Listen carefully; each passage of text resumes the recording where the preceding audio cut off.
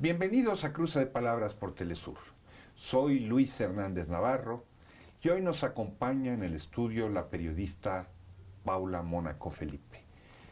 Paula nació en Argentina, lleva ya muchos años viviendo en México y es autora de un libro central para comprender lo sucedido el 26 de septiembre de 2014, cuando 43 estudiantes de la Normal Rural de Ayotzinapa fueron desaparecidos en la ciudad mexicana de Iguala.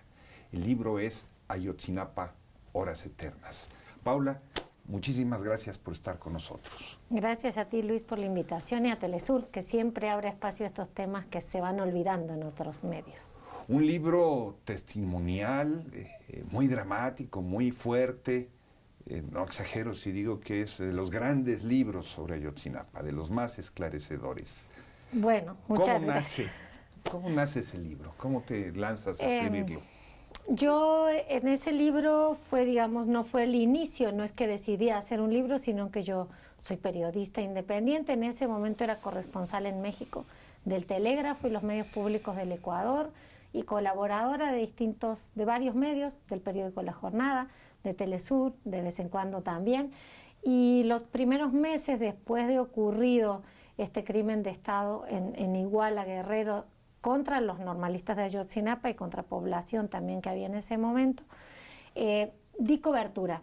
Viajé mucho hacia allá como otros periodistas y fui publicando nota diaria, algunos videos, algunas crónicas, y había algún tipo de material que iba quedando como fuera porque en esa premura de lo del día no se podía abarcar, y había otras cosas que yo quería saber y documentar más, como quién era cada uno de esos muchachos, quiénes eran los asesinados, su familia, sus lugares de origen.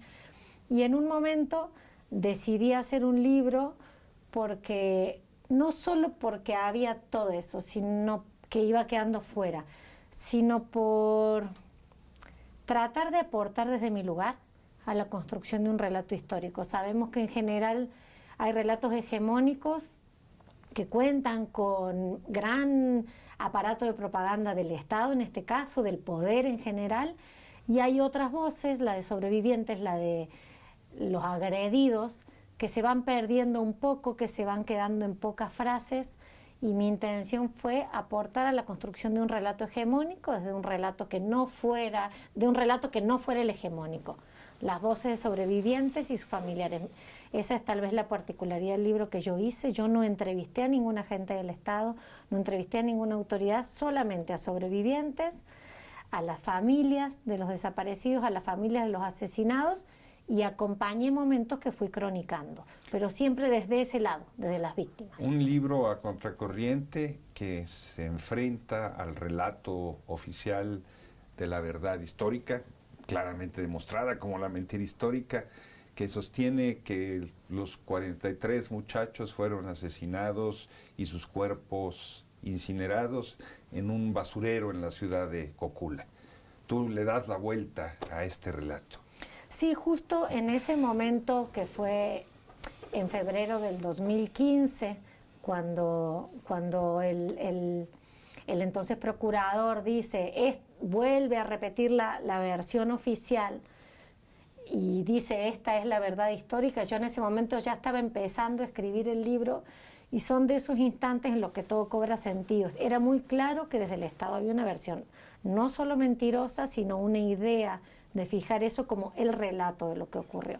Entonces había mucho que disputar, y tristemente sigue habiendo mucho que disputar, porque 7 años después todavía no tenemos, nuestro relato se acaba en el momento en que los estudiantes son subidos a vehículos oficiales con etiquetas de distintas corporaciones de seguridad, y desde entonces no sabemos qué ocurrió.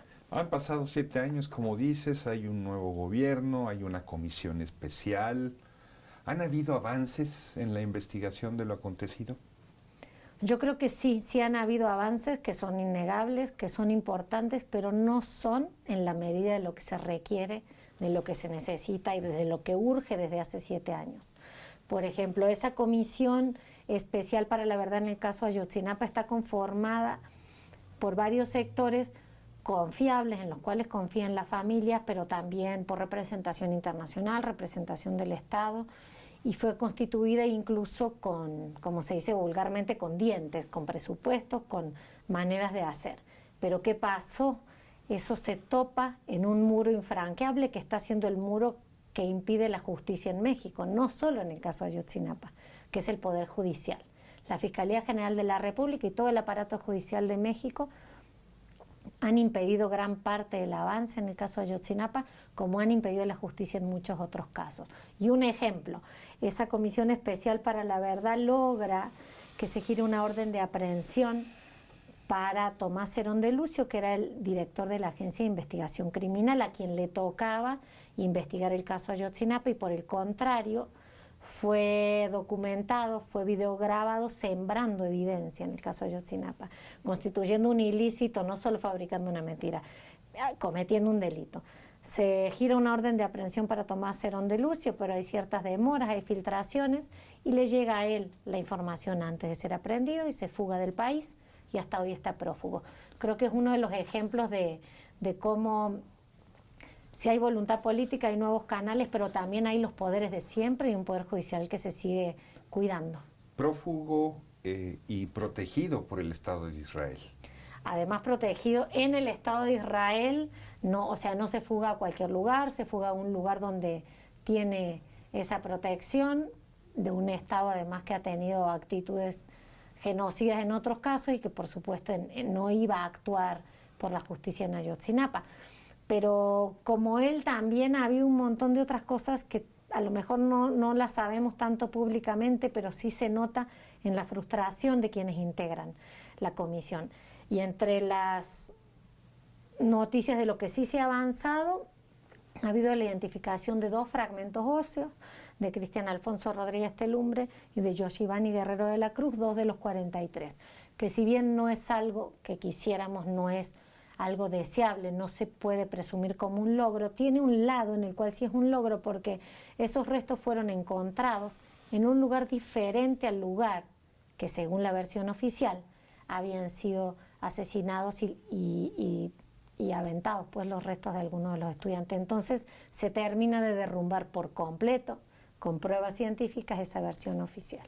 El personaje del que hablas, Paula, Tomás Herón de Lucio, es un personaje estrechamente vinculado con Humberto Castillejos, que en su momento era el consejero jurídico de la presidencia y que se encargó, antes de salir de la administración pública, de sembrar funcionarios en el Poder Judicial, como tú dices, para garantizar la impunidad. Estamos hablando entonces de un grupo que viene de la administración pasada, que no ha sido tocado prácticamente por la actual administración. Pues sí, yo creo que el Poder Judicial es una de las áreas donde la llamada Cuarta Transformación no ha podido avanzar prácticamente en nada. Y es algo que nos muestra, que el Estado no es monolítico y que no hay un único poder, pero además que hay poderes fácticos en México. Así como el caso Ayotzinapa en sus primeras horas nos mostró, que nos ratificó esto de que hay lugares del país donde el crimen, los partidos políticos y el gobierno no solo trabajan juntos, sino que son lo mismo. Con el paso del tiempo, el caso de Ayotzinapa nos está demostrando que la justicia en México es como un castillo amurallado en el cual no se puede avanzar. Y a esta altura, sinceramente, ya la deuda ya tiene una dimensión todavía mayor.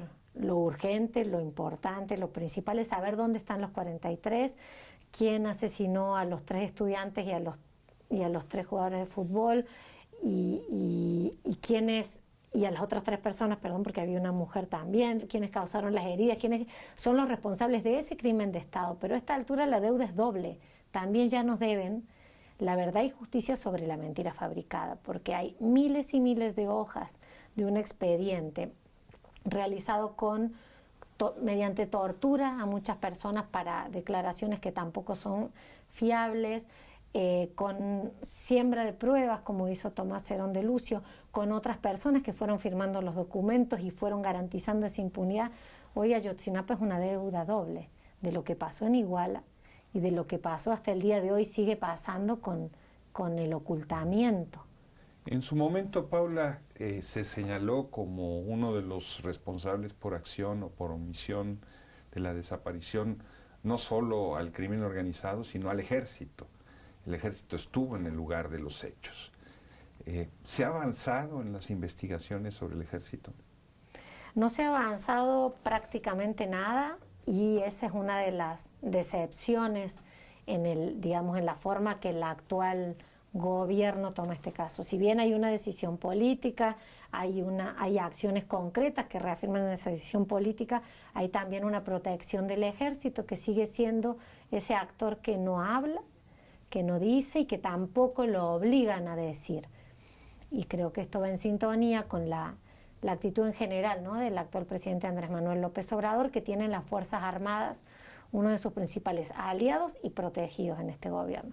Y en el caso de Ayotzinapa, ¿por qué es importante el ejército? Una, porque hay un batallón que está a pocos metros de uno de los lugares donde ocurrieron los ataques armados en 2 oportunidades durante la noche.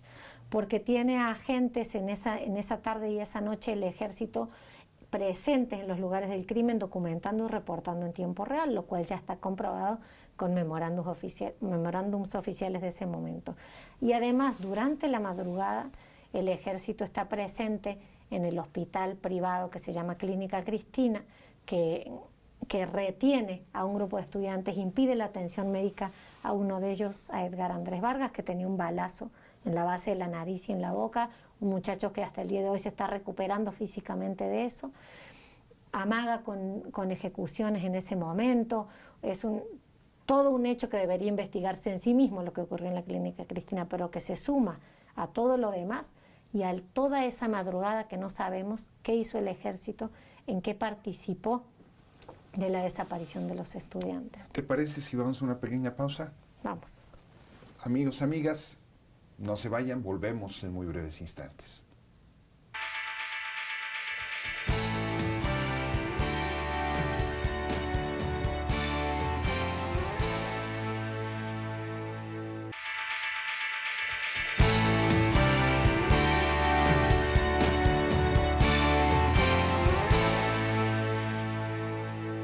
Estamos ya de vuelta en este cruce de palabras, conversando con la periodista Paula Mónaco Felipe sobre la tragedia de Iguala, sobre la desaparición de 43 muchachos, estudiantes de la Normal Rural Raúl Isidro Burgos hace ya 7 años.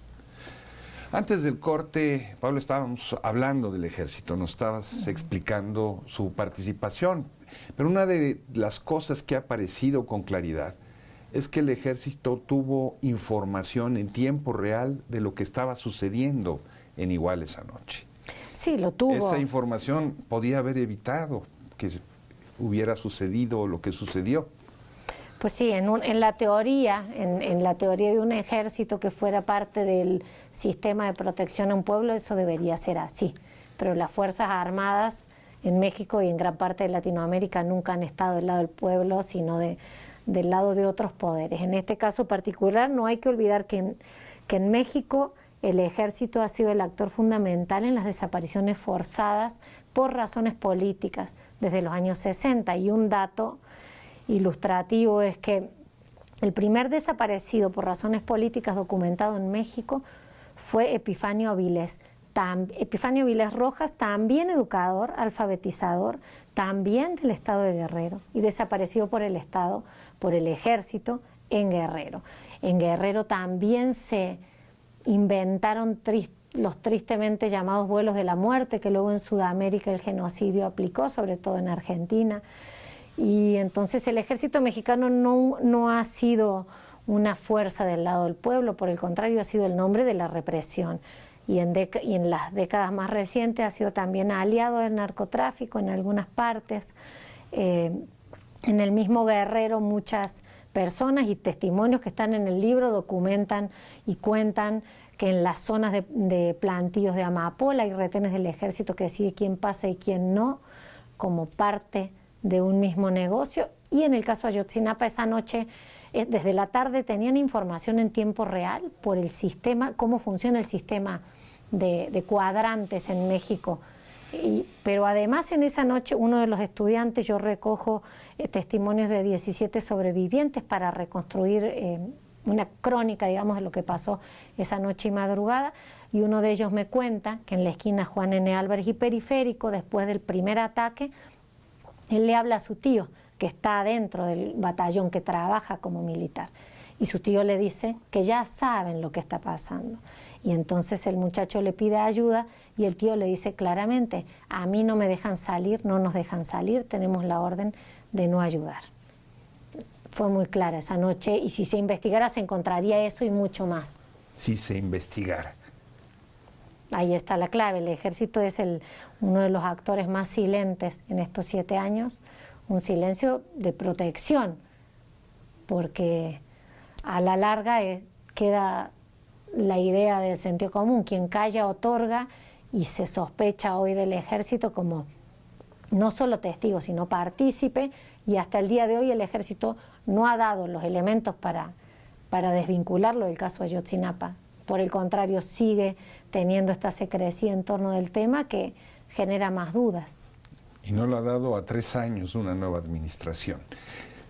Tenemos del otro lado, Paula, un nuevo actor en el mundo de los derechos humanos. Digo nuevo por su protagonismo, por su beligerancia, porque usualmente los actores en el mundo de los derechos humanos en México habían sido organismos no gubernamentales, abogados, gente preocupada por los derechos humanos. Pero aquí tenemos a las víctimas directas, a los padres que sufrieron la desaparición de sus hijos, que están en la primera línea. Ellos han convertido en el sujeto que no cede a los relatos oficiales, que demanda justicia. ¿Cómo explicarnos este proceso de un nuevo sujeto? Yo creo que en ese sentido el caso Ayotzinapa ha sido uno de esos momentos en la historia que son muy tristes, muy terribles, pero al mismo tiempo tienen algunos efectos positivos. Por medio del caso Ayotzinapa se supo en el mundo esto que llevaba años. Acá tratábamos de gritar desde aquí de que desaparecían las personas por miles. Se asumió que en México hay desaparecidos, fue una noticia mundial, pero también se conoció el nivel de la gravedad de la situación, de lo terrible que es. Por ejemplo, en los primeros meses, ante la inacción de las autoridades que además criminalizaban a esos padres, los padres de Ayotzinapa, acompañados por las policías comunitarias y por otros actores políticos y sociales de la región, salieron a los cerros de Iguala a buscar si encontraban datos o fosas. Y ahí empezó a abrirse todo otro mundo. A partir de eso, en Iguala hubo familias que levantaron la mano y dijeron: a nosotros también nos faltan familiares y aquí hay fosas, y salieron a buscar y a rascar la tierra con sus propias manos para tratar de rescatar restos. Y eso enseguida se multiplicó, y hoy hay decenas de colectivos de familiares, de padres, de madres, de esposas, de hermanos, de sobrinos, buscando. En estos días ocurrió en el estado de Morelos la Brigada Nacional de Búsqueda, y estuvimos ahí, y solo en un lugar que empezaron a rascar la tierra aparecieron al menos 9 cuerpos, y todo indica de que es una fosa masiva la que encontraron.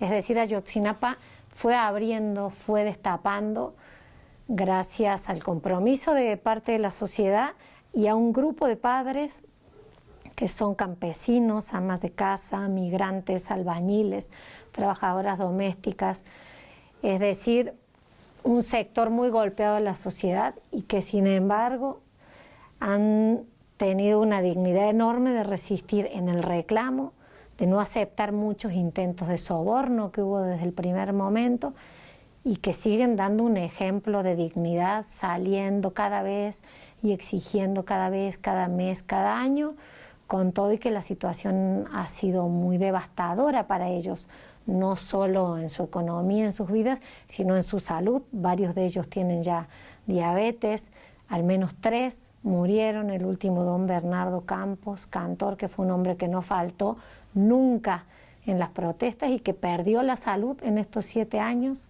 y que murió derivado de la tristeza. y esa es una realidad muy terrible, y pese a eso siguen los estudiantes en las normales rurales detrás de ellos con todo, y que ya no conocieron a quienes les faltan, no les tocó, pero sí con una herencia de memoria que asumen y que mantienen. Paula, tú eres parte de Hijos, tú has seguido como profesional muchos casos de lo que en México llamamos las buscadoras, las mujeres de madres, hermanas de desaparecidos que buscan, como decías hace un momento, en los cerros, restos de sus familiares que no aparecen.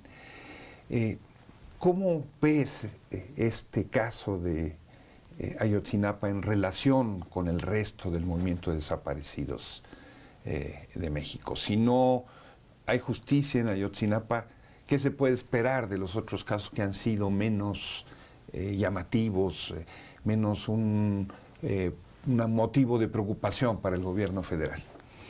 Sí, la verdad es que Ayotzinapa es como una muestra de algo que viene ocurriendo en el país desde hace 15 años, sobre todo. Ocurre desde hace 50 años las desapariciones en México, pero desde hace 15 años tenemos esta estrategia de militarización de tareas de seguridad que lo único que ha traído es más muerte y más violencia.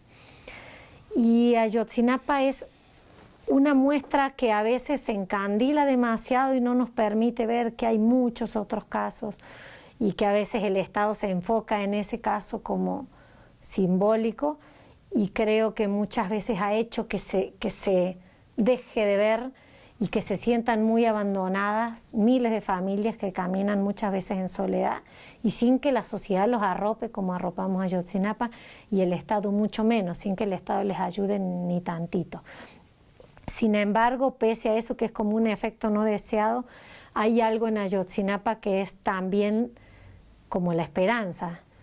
Si se resolviera Ayotzinapa, tendríamos todos la esperanza de que la justicia empezara a existir, que verdad y justicia empezaran a ser posibles en México. Es ese caso tan simbólico que a veces nos concentra demasiado, pero que necesitamos que se resuelva para que otras deudas empiecen a cobrarse. En México, en 1968, la masacre de estudiantes de Tlatelolco, que ni siquiera sabemos cuántos desaparecidos y asesinados. 1969, la primera desaparición forzada por razones políticas, y a partir de ahí, al menos 1.000 desaparecidos en esas primeras décadas, más de 90.000 desaparecidos del 2006 al presente en democracia, y prácticamente todos los casos impunes.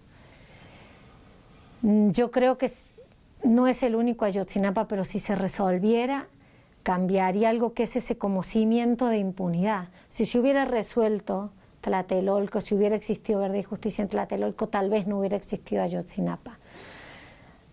Ya hemos tenido muchas posibilidades y esta suena así como si fuera la última, ¿no? De si no se resuelve Ayotzinapa, ya nada. Ayotzinapa fue acompañado en su momento por grandes movilizaciones, sobre todo de jóvenes, pero no exclusivamente de jóvenes. ¿Sigue la gente dando cobertura a la lucha de esos padres por la presentación de sus hijos? Pues la verdad es que no. Ese fervor de acompañamiento social se fue apagando con el paso del tiempo. Es cada vez menos la gente que les acompaña. Pero también creo yo que es lógico que no nos podemos, no podemos cuestionar a la sociedad como un todo, primero porque nunca es un todo la sociedad, pero además porque es tan larga la lista de agravios y a una masacre se suma otra, y luego Nochistlán, y luego así represiones y situaciones que la lista en México es tan compleja de agravios, de masacres, de hechos muy tremendos que ya ni siquiera somos capaces de recordarlo. Entonces es lógico que no estemos marchando, que no estemos acompañando igual que en los primeros meses. Lo que sí tal vez debiéramos empujar o debiera ocurrir, y no está ocurriendo tanto como quisiéramos, es que aún con el paso del tiempo cada quien asumiera desde su lugar el construir memoria, sembrar memoria e ir haciendo el camino hacia la justicia. Como lo estamos haciendo hoy, como lo haces tú al elegir hablar de este tema. Creo que esas cosas que parecen chiquitas son las que a la larga se van sumando y van haciendo en la memoria esa gotita que cambia las cosas. ¿Tiene la impresión de que la nueva administración tampoco ha estado preocupada por recuperar la memoria y que se haga justicia? ¿Es muy exagerado decir esto? No tanto, más bien ha habido, creo, y pensando sobre todo no solo en Ayotzinapa, sino en las décadas recientes, en el actual gobierno, en la actual administración, ha habido personas o partes de instituciones que han impulsado políticas o acciones de memoria, como el renombrar a lo que fue Circular Morelia, que fue un lugar de desaparición y tortura, y transformarlo en un sitio de memoria. Eso, por ejemplo, es un hecho que yo rescato, pero no ha habido una política de memoria, verdad y justicia como tal. Ahora el gobierno de Andrés Manuel López Obrador está conformando una comisión para la verdad de los temas del pasado. Habrá que ver hasta dónde avanza, pero hasta ahora no ha habido una política de memoria, verdad y justicia. Nadie ha sido enjuiciado y creo que eso es claro. ¿Dónde conseguir tu libro? El libro de Ayotzinapa, Horas Eternas fue editado por Ediciones B en México, por la editorial Edubim en Argentina, de la Universidad Nacional de Villa María, y por la Brigada para Leer en Libertad. Está libre, gratuito en PDF en la página de la Brigada para Leer en Libertad. Paula, muchas gracias por estar con nosotros y hablar de un tema tan complicado, tan difícil. Gracias a ti, Luis, y a Telesur, porque siempre suman a la memoria. Y a ustedes, amigos, amigas, muchísimas gracias por su compañía el día de hoy. Ya saben, los esperamos la semana que viene, y ayer como hoy, vivos se los llevaron, vivos los queremos.